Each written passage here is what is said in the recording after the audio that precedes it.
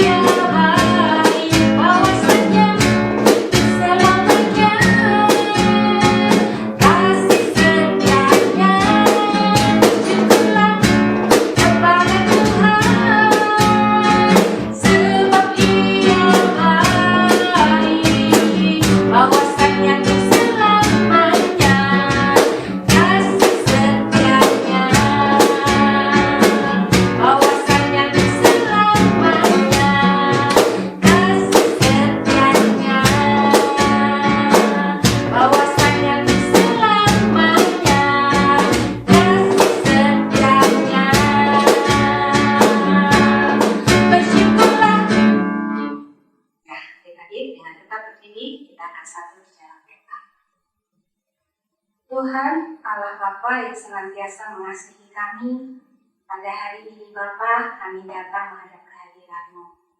Kami mau memuji nama-Mu dan mendengarkan firman-Mu. Bapa, sertailah kebaktian kami pada hari ini, dari awal, pertengahan hingga akhirnya.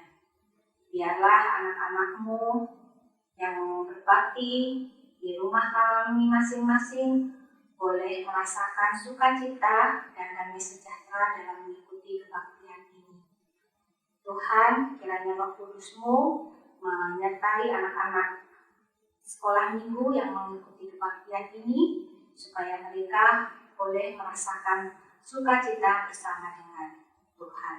Terima kasih Tuhan, kami mau menyerahkan kebaktian ini ke dalam tangan Tuhan.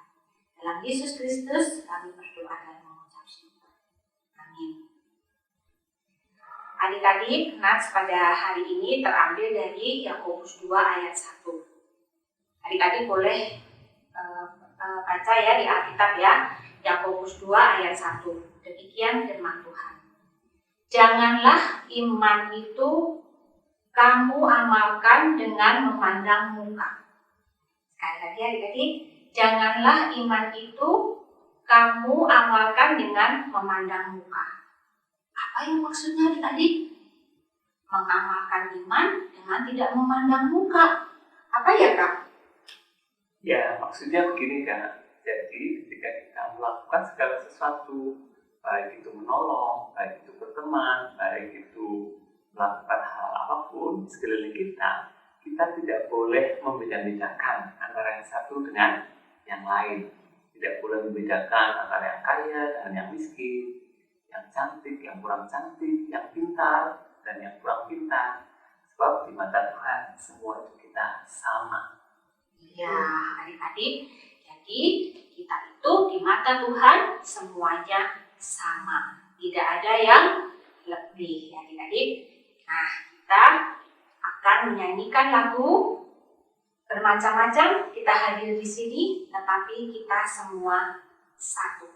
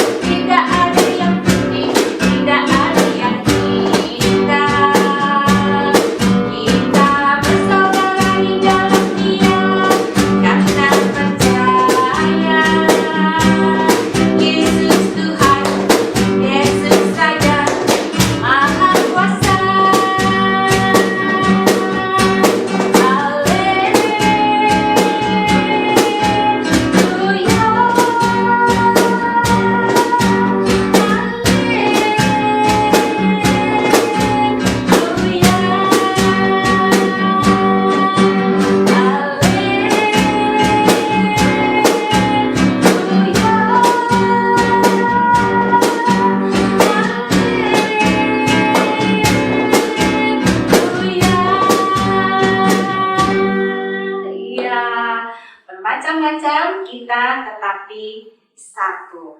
Adik-adik, sebentar lagi kita akan mendengarkan firman Tuhan. Tapi sebelum itu, kita akan mempersiapkan hati, pikiran kita supaya kita dapat bersungguh-sungguh dalam mendengarkan firman Tuhan. Kita mau menyanyikan lagu Berfirmanlah ya Tuhanku.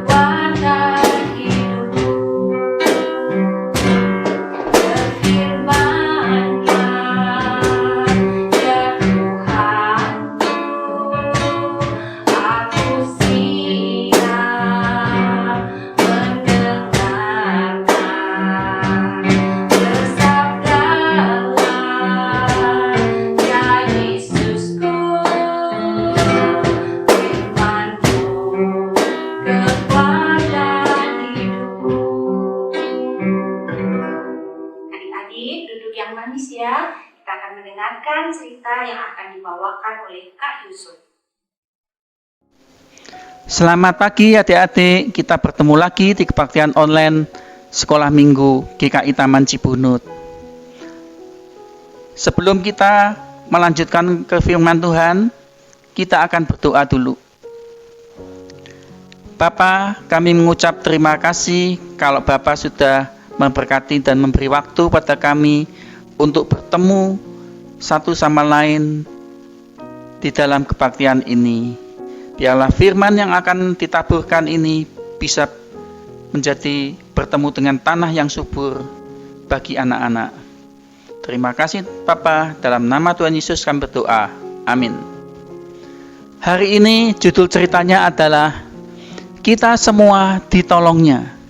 Bahan Matius 9 ayat 18 sampai 26. Hari itu kepala rumah ibadat lagi sedih. Dia baru saja mengalami kejadian anaknya meninggal.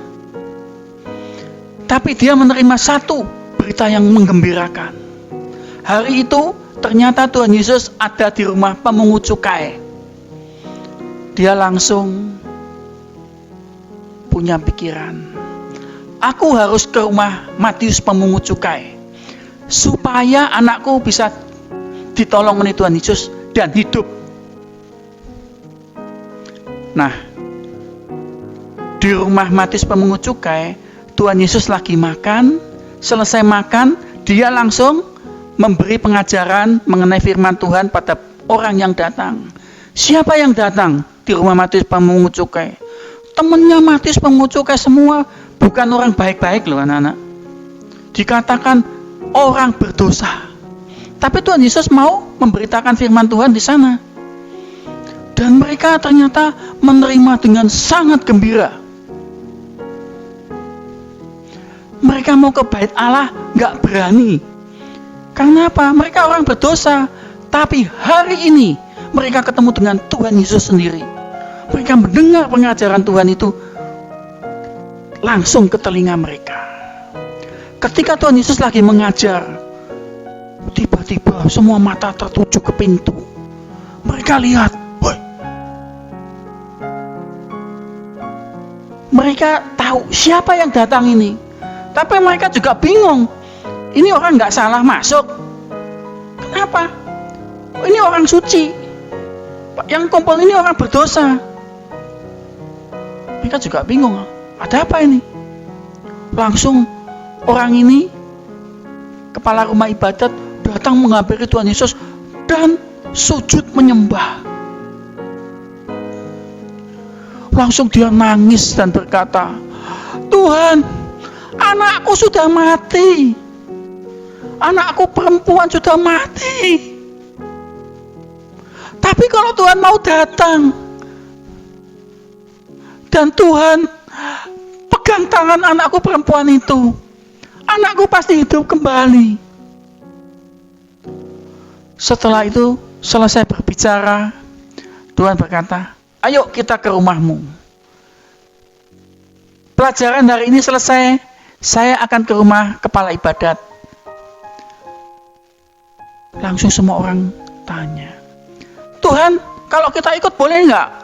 Oh, silakan.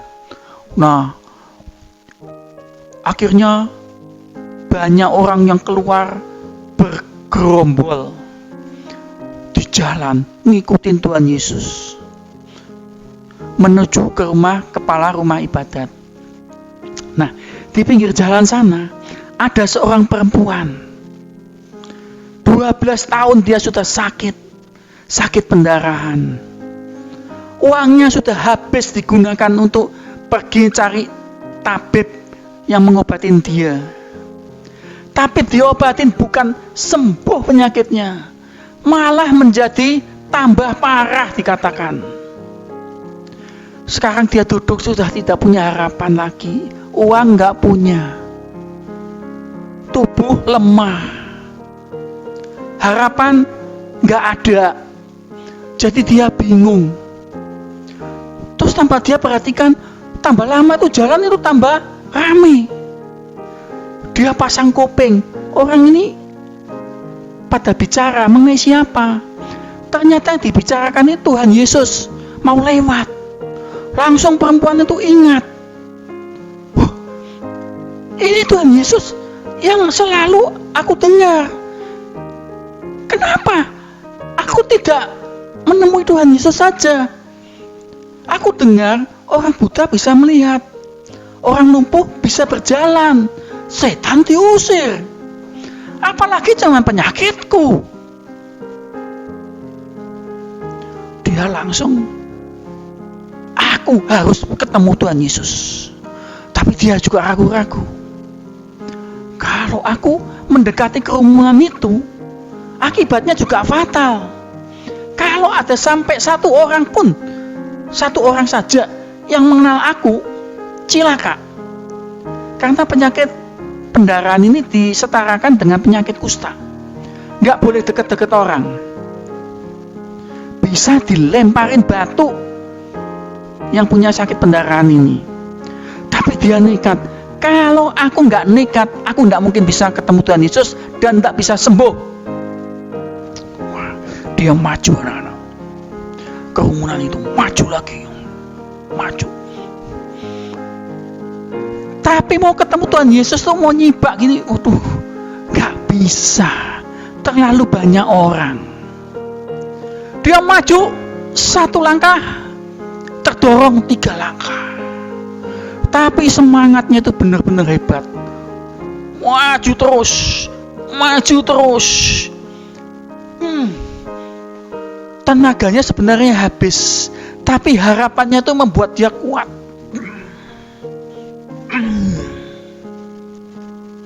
Apa yang terjadi? Sekarang jaraknya dengan tinggal Tuhan Yesus itu tinggal kira-kira 1 kil ini, 1 tangan, 1 telapak tangan.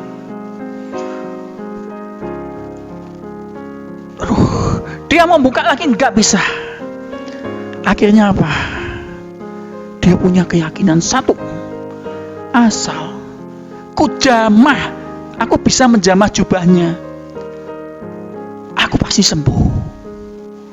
Maju lagi, maju lagi, maju lagi.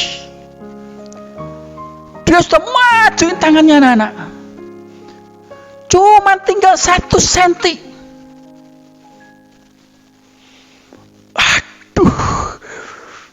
Dia mundur, maju, gak bisa. Tiba-tiba anak-anak gak tahu ya, ada orang di belakang tuh pengen maju, dia tuh dorong. Dia maju anak-anak, tapi maju itu bukan banyak, cuman tangannya itu ujung jarinya nyentuh jubah Tuhan Yesus. Cus. Dan langsung dia tuh, aduh, terima kasih Tuhan. Dan pada saat itu Tuhan Yesus tuh noleh ke belakang dan lihat ke perempuan itu, mata ketemu sama mata. Tuhan Yesus berkata apa? Teguhkanlah hatimu, hai anakku, imanmu telah menyelamatkan engkau. Dan langsung tubuhnya yang tadi sakit, gak punya tenaga, jadi seperti superhero. Langsung jadi, waduh, seperti anak muda lagi anak-anak. Tapi dia gak sempat mengucapkan terima kasih pada Tuhan Yesus, karena Tuhan Yesus sudah jauh di depannya. Kejadian ini siapa yang tahu? Cuman 2 orang, perempuan yang sakit pendarahan 12 tahun dan Tuhan Yesus sendiri. Tuhan Yesus terus saja sampai ke rumah kepala ibadah. Ketika sampai di rumah kepala ibadah, Tuhan Yesus bingung. Banyak orang di rumah itu, penuh. Suasana ramai sekali. Akhirnya Tuhan Yesus berkata, pergilah semua. Siapa yang disuruh pergi? Orang yang nyanyi sedih disuruh pergi. Orang yang nangis disuruh pergi. Itu kenapa mereka disuruh pergi? Mengganggu. Mereka itu orang bayaran, diupah supaya mereka itu nyanyi sama nangis. Ketika disuruh pergi, mereka tanya, kenapa kami harus pergi? Anak ini tidak mati, tapi dia tidur. Langsung mereka ketawa. Kenapa mereka ketawa? Mereka tahu anak ini mati, kok dibilang tidur. Mereka itu yakin, bahkan tadi sudah mereka pegang hidungnya, nggak ada napasnya. Dihitung 1, 2, 3, nggak ada nafasnya. Terus mereka tanya lagi, loh, kamu waktu ngangkat itu badannya gimana? Masih hangat. Tapi waktu diselimutin, ada yang nyelimutin, sudah kaku. Nah, berarti apa? Mati toh. Udahlah, kita lihat saja. Nanti kalau dia keluar, anak itu tetap mati, kita ketawain rame-rame. Tuhan Yesus masuk kamar anak itu dan langsung pegang tangan anak itu. Dan ketika dipegang apa? Anak itu bangun, berdiri, dan menghampiri orang tuanya. Papanya, orang tuanya langsung peluk dia. Anakku, engkau sudah hidup kembali. Langsung diajak keluar. Orang di luar pada lihat anak. Lebih bingung lagi yang di luar. Kenapa? Mereka itu tidak tahu kalau anak ini kok bisa hidup lagi, caranya bagaimana? Karena mereka tadi disuruh keluar. Waduh. Akhirnya mereka tanya, siapa tadi orang itu? Tuhan Yesus. Oh, kalau Tuhan Yesus ya pasti bisa membangkitkan orang mati. Wong setan saja diusir. Oh, ya nggak Akhirnya hari itu juga nama Tuhan terkenal di daerah itu. Nah, anak-anak, firman Tuhan sudah disampaikan pada kalian. Kita belajar bahwa Tuhan itu tidak pilih kasih. Dia ketika dimintain tolong oleh kepala rumah ibadah, seorang yang kaya raya, Tuhan datang dan menolongnya. Kedua, pada waktu berjumpa dengan seorang perempuan yang sakit pendarahan 12 tahun, yang sudah tidak punya apa-apa, cuma punya semangat untuk hidup, Tuhan juga mau menolong perempuan ini. Tuhan tidak pilih kasih. Apakah anak-anak bisa meneladani teladan Tuhan Yesus ini? Kalau anak-anak ketemu orang dan mereka butuh pertolongan, apakah kalian melihat, aduh, takut aduh, saya nanti terlambat, aduh, pakaian saya nanti kotor, gimana ya? Biarinlah orang lain yang nolong lah, jangan saya. Nah, anak-anak, kalau kita memang anak-anak Tuhan, kita tidak perlu melihat, biarpun pakaian kotor, kalau perlu dicuci, nggak masalah. Yang penting, yang ditolong bisa senang, bisa bergembira, bisa merasakan kasih Tuhan Yesus melalui kita semua. Firman Tuhan sampai di sini, dan minggu depan kita akan bisa bertemu kembali. Adik-adik, kita tadi sudah mendengarkan firman Tuhan yang disampaikan oleh Kak Yusuf, bahwa Tuhan tidak membeda-bedakan orang yang ditolongnya, karena Tuhan itu baik. Demikian juga adik-adik, kalau adik-adik memiliki kesulitan atau apapun juga, Tuhan pasti menolong. Apalagi kita adalah anak-anak Tuhan, Tuhan pasti akan tolong kita. Tolong adik-adik dan tolong kakak. Yuk adik-adik, kita bangkit berdiri. Kita mau mengamini firman Tuhan dengan menyanyikan lagu Yesus Itulah Satu-Satunya. Besar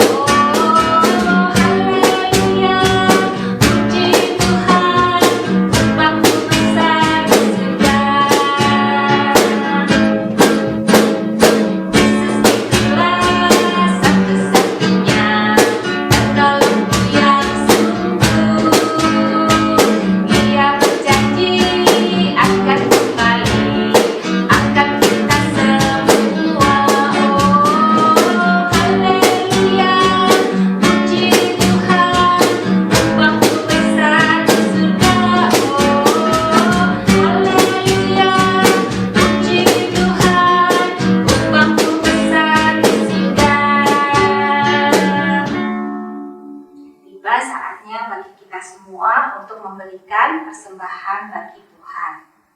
Adik-adik bisa masukkan ke dalam amplop, titipkan ke orang tua, dan ketika orang tua pergi ke gereja, biar nanti orang tua bisa memberikannya ke gereja ya adik-adik.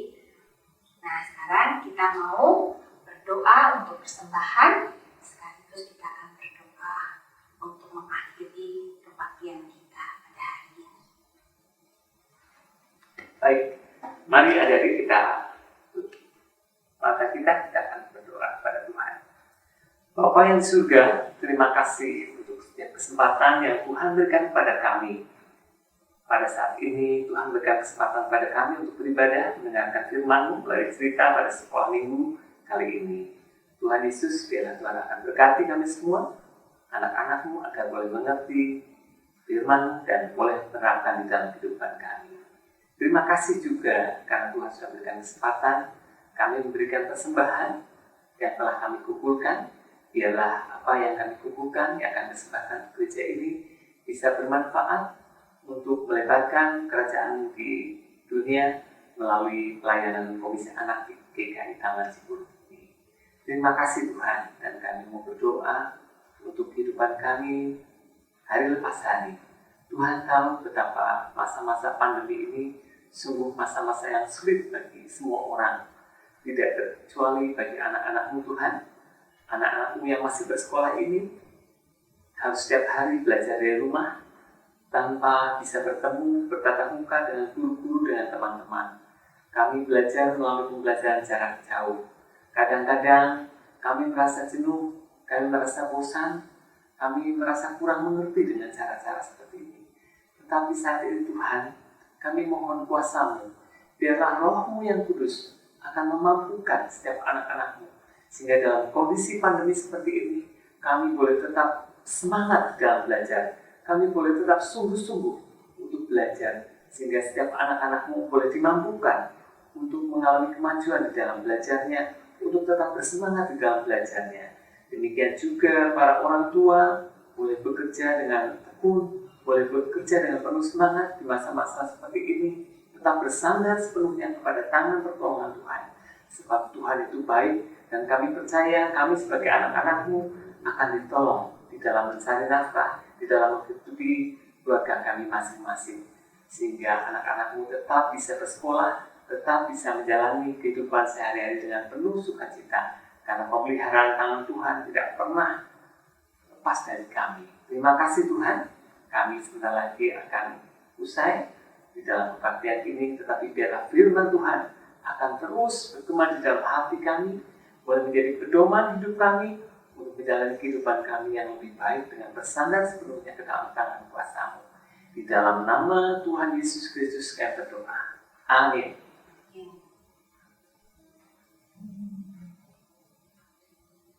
Jadi kita dengan tetap berdiri, kita akan menyanyikan lagu berkat Tuhan curahkan. Berkat Tuhan curahkan dari surga dengan limpah, dibilang di dalam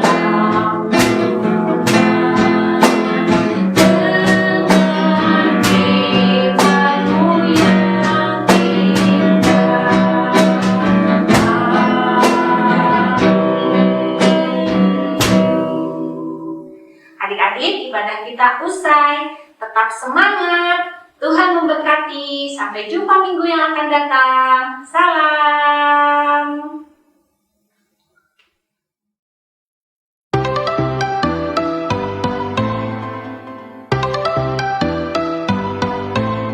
Aku main di rumah, belajar juga di rumah, makan, tidur, nonton YouTube juga di rumah. Namun aku bahagia karena Tuhan menjaga